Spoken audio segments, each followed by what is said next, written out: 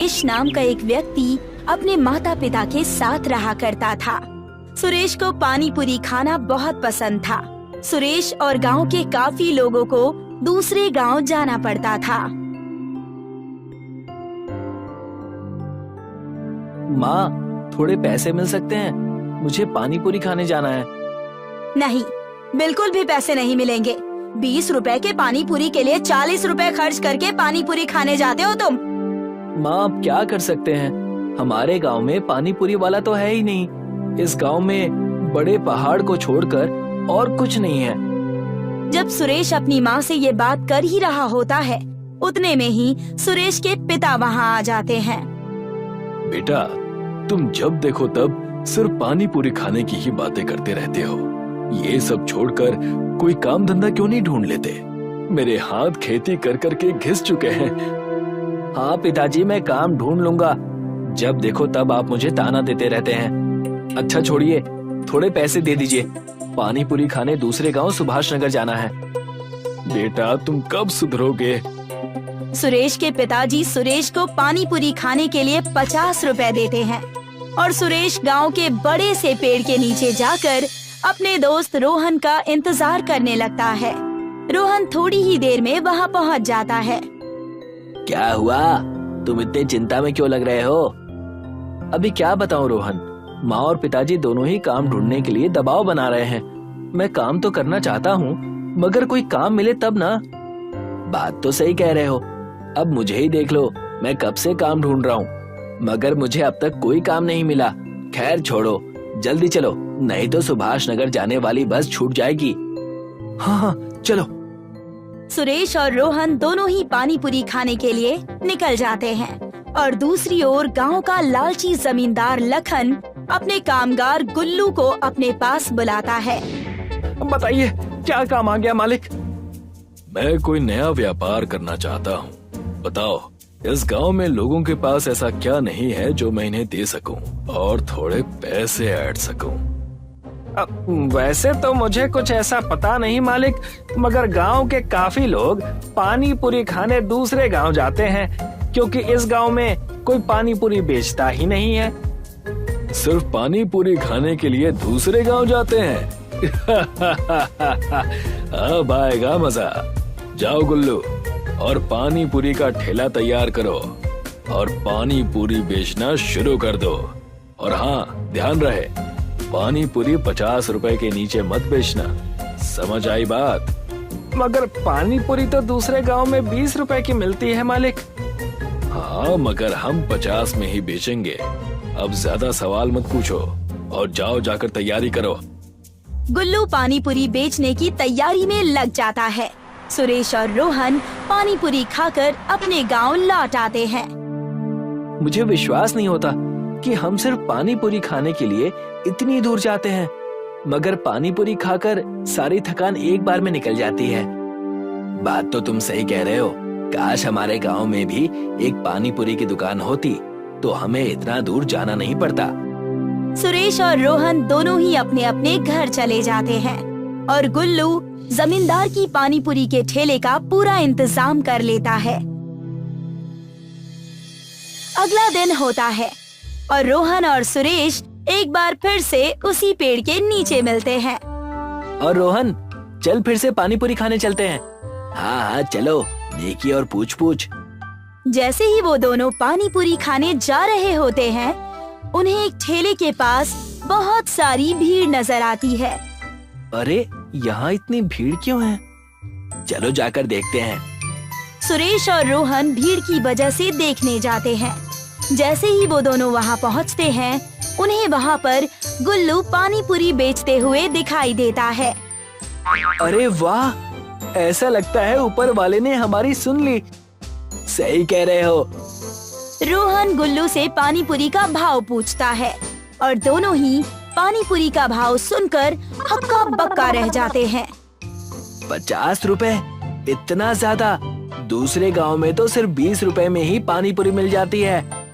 उतने में ही जमींदार लखन वहाँ पहुँच जाता है और कहने लगता है, तो वहीं जाकर खा लो पानी पूरी, हमने कहाँ मना किया है। वैसे भी दूसरे गांव में पानी पूरी खाने के लिए भी 50 रुपए ही दे रहे थे ना, तो इससे अच्छा यहाँ दे दो, क्या दिक्कत है? अच्छा, तो ये आपकी दुकान है। तभी सोचूं कि ये इतने ज्यादा दाम में पानी पूरी क्यों बेच रहा है। कोई बात नहीं, हम भी हमारी पानी पूरी की दुकान खोलेंगे और गांव वालों को कम पैसों में पानी पूरी खिलाएंगे। जाओ जाओ, बस गांव में एक मैं ही हूँ जिन्हें बाहर के लोग पानी पूरी की पूरी बनाकर देते हैं। जरा मैं भी तो देखूं कि तुम दुकान कैसे खोलते हो। सुरेश और रोहन दोनों ही वहाँ से निकल जाते हैं और सोचने लगते हैं कि वो कैसे पानी पूरी की दुकान के लिए पूरी ढूंढ सके। तुमने जोश जोश में कह तो दिया, मगर हम पूरी का जुगाड़ करेंगे कैसे? हमें कुछ ना कुछ तो करना ही होगा, वरना ये जमींदार ऐसे ही लोगों से पैसे ऐंठता रहेगा। जब वो ये बात कह ही रहे होते हैं, वहाँ से एक बूढ़ा व्यक्ति बड़ी ही थकी हुई हालत में गुजर रहा होता है। पानी, पानी, कोई मुझे पानी दे दो। आप ठीक तो है ना दादाजी? रुकिए, मैं अभी पानी का बंदोबस्त करता हूँ। रोहन, जाओ पास में जो भी घर हो वहाँ से पानी लेकर आओ।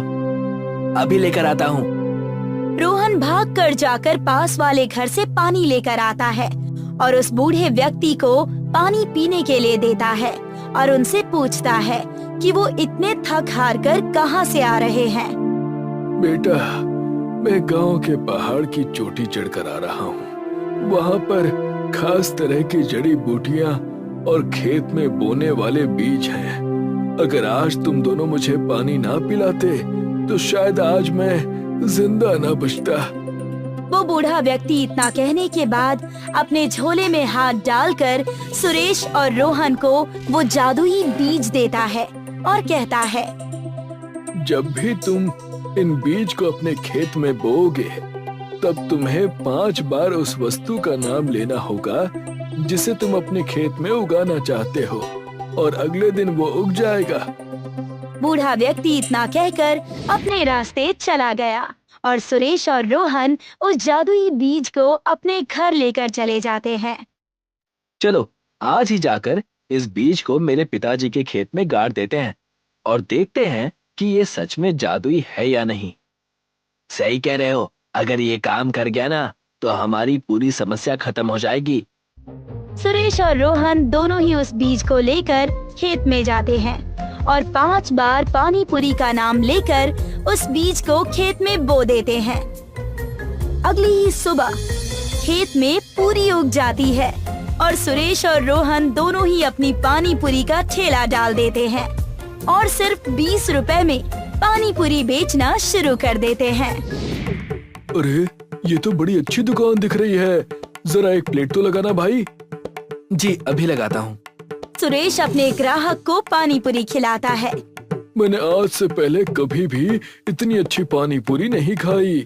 मजा आ गया इस पानी पूरी को खाकर। एक काम करो, और 2 प्लेट लगा दो और 2 प्लेट घर के लिए भी बांध दो। धीरे धीरे करके सभी सुरेश और रोहन के पानी पूरी के ठेले पर आने लगते हैं। जब भी पूरी कम पड़ जाती है, पानी पूरी की खेती से पूरी लेकर आ जाता है। गांव वालों ने जमींदार के पानी पूरी के ठेले में से पानी पूरी खाना बंद कर दिया था। ये देखकर जमींदार आग बबूला हो जाता है और अपने कामगार गुल्लू से कहता है, गुल्लू, क्या हुआ? पानी पूरी का धंधा चल क्यों नहीं रहा? मालिक, वो पानी पूरी को 20 रुपए में बेच रहा है और हम 50 रुपए में, और मैंने तो सुना है कि उसकी पानी पूरी काफी स्वादिष्ट है। हमें कुछ ना कुछ तो करना पड़ेगा, नहीं तो सारा धंधा चौपट हो जाएगा। मेरे पास एक तरकीब है। अब कैसी तरकीब मालिक? जैसा मैं कहूँ बस वैसा करना गुल्लू। चलो मेरे साथ। जैसे ही रात होती है, जमींदार और गुल्लू दोनों ही रात के अंधेरे में आकर सुरेश और रोहन के ठेले में आग लगा देते हैं। बहुत पानी पूरी बेचने का शौक था ना, अब बेचते रहना पानी पूरी। अगले दिन जब सुरेश और रोहन अपनी पानी पूरी बेचने आते हैं, तब वो देखते हैं कि उनका ठेला तो पूरी तरीके से जला हुआ है। ये किसने किया? भला ऐसा कोई क्यों करेगा? ये पक्का उस जमींदार का काम होगा। हमारी दुकान की वजह से उसकी पानी पूरी की दुकान नहीं चल रही होगी और वो लोगों से पैसे नहीं ऐंठ पा रहा होगा। मगर मैं हार नहीं मानूंगा। हम फिर से एक ठेला लगाएंगे। सुरेश और रोहन फिर से ठेला बनाते हैं और अपनी पानी पूरी एक बार फिर से गांव में बेचना शुरू करते हैं। और ये बात गुल्लू जाकर अपने मालिक जमींदार लखन को बताता है। क्या उन्होंने फिर से अपना ठेला लगा लिया? जी मालिक, इनके ठेले पर आग लगाने का कोई फायदा नहीं हुआ। तो हम सीधा जड़ पर हमला करेंगे। मैंने सुना है कि सुरेश के पिता के पास एक खेत है जहाँ पर ये दोनों जादुई पानी पूरी की खेती करते हैं। ये तो मैंने भी सुना है, मगर आप करने क्या वाले हैं? चल जाएगा, सब पता चल जाएगा। बस तुम मेरे साथ चलो। जैसे ही रात होती है, जमींदार और गुल्लू दोनों ही पानी पूरी की खेत में आ जाते हैं। तो ये है इनकी पानी पूरी की पूरी का राज। आज सब खत्म कर दूंगा। ना रहेगा बांस और ना बचेगी बांसुरी। जैसे ही जमींदार खेत में आग लगाने वाला होता है, उतने में ही खेत के बाजू में गड़े पेड़ की जड़ें उन्हें जकड़ लेती हैं। मालिक, आप बचाइए! मालिक, आप बचाइए! अरे मैं खुद जकड़ा गया हूँ। पूरी रात जमींदार और गुल्लू फंसे होते हैं। अगले दिन जब सुरेश और रोहन पूरी की खेती करने आते हैं, तभी वो जमींदार लखन और गुल्लू को जकड़ा हुआ देखते हैं। मुझे माफ कर दो सुरेश और रोहन।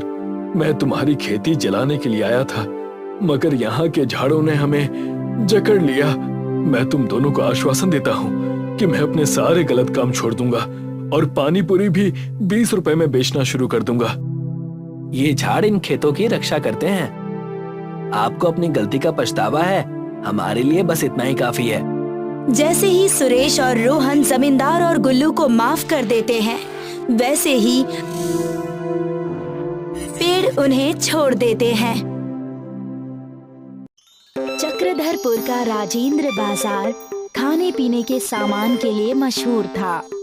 वहाँ पर तरह तरह के खाने का सामान मिलता था और दूर दूर से लोग खाने आते थे। इसी में एक दीपक पानी पूरी नाम का ठेला था। उसकी पानी पूरी पूरे शहर में मशहूर थी। अरे भैया, एक पानी पूरी लगा दो। हाँ जी भैया, अब ही लगाते हैं। एक बार दीपक की पानी पूरी खाओगे कभी भूल नहीं पाओगे और बार बार यहाँ ही आओगे। ये दीपक का वादा है आपसे। दीपक के ही बगल में सुरेश के फल की दुकान थी। दीपक और सुरेश अच्छे दोस्त थे। उन दोनों की दुकान के सामने विनोद के फायर पान की दुकान थी। दीपक और सुरेश की अच्छी बनती थी, पर दोनों की ही विनोद से अच्छी नहीं बनती थी।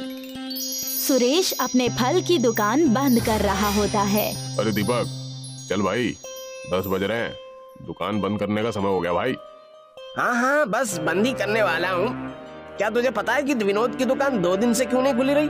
अरे मुझे क्या शौक है कि मैं विनोद के बारे में पता करता रहूं? गया होगा कहीं शिमला मनाली घूमने। फेसबुक पर उसकी पोस्ट नहीं देखता। अपनी दुकान का भी वो बहुत अच्छा प्रचार कर लेता और यूट्यूब से भी उसे पैसे मिलते हैं। उसका फायर पान तो पूरे देश में मशहूर है, पता ही होगा तुझे। हाँ भाई, ये तो सही बात है। हम तो ऐसा कर भी नहीं सकते। हमारी तरह फल वाले तो देश में लाखों हैं। इसकी दुकान कुछ अलग है, इसीलिए मशहूर है। अरे चल छोड़ भाई, घर चलते हैं, चल।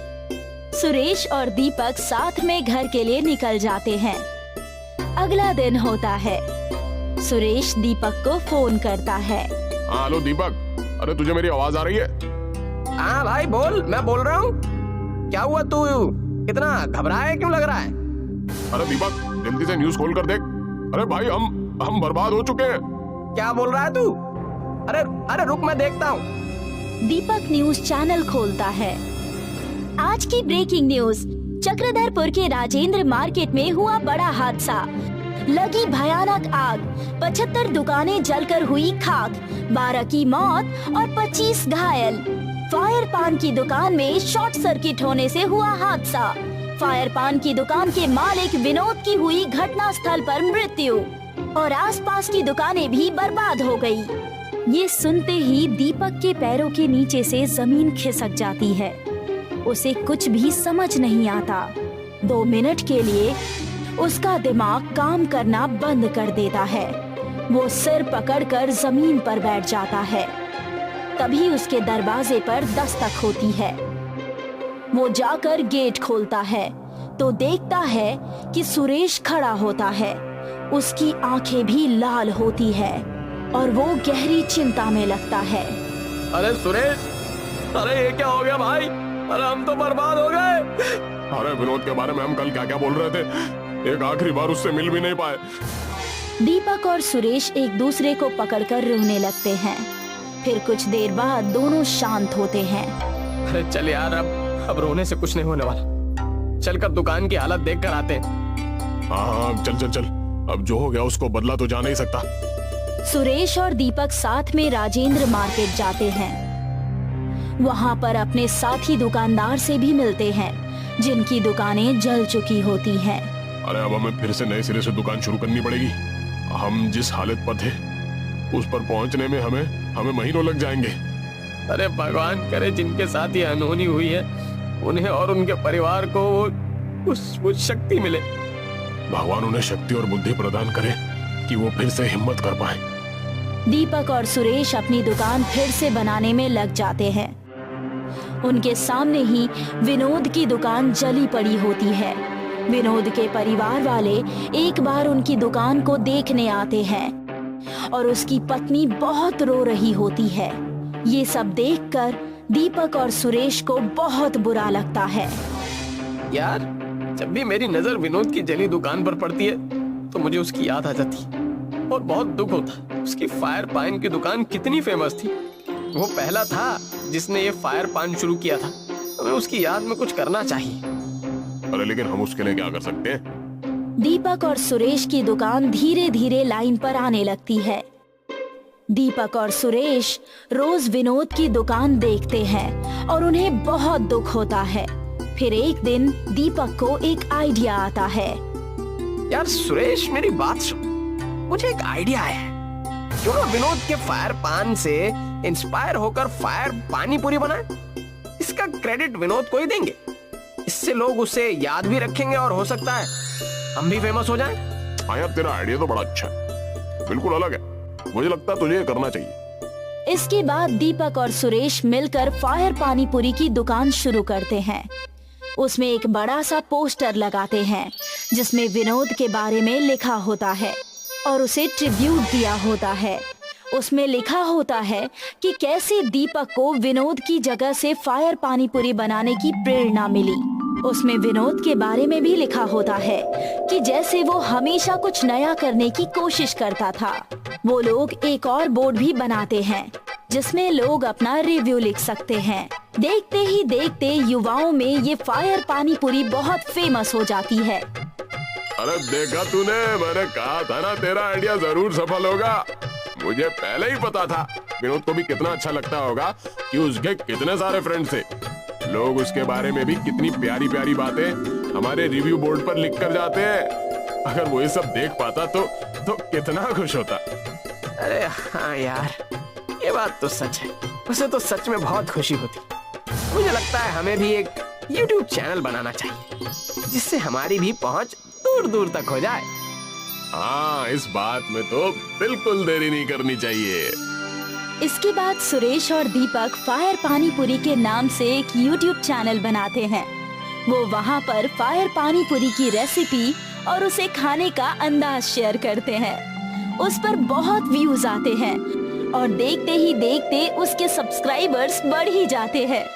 इससे जो भी कमाई होती है वो दोनों आपस में बांट लेते हैं और फिर दोनों फेमस हो जाते हैं और उनकी फायर पानी पूरी पूरे देश में मशहूर हो जाती है और बहुत से अलग अलग जगह पर बिकने लगती है।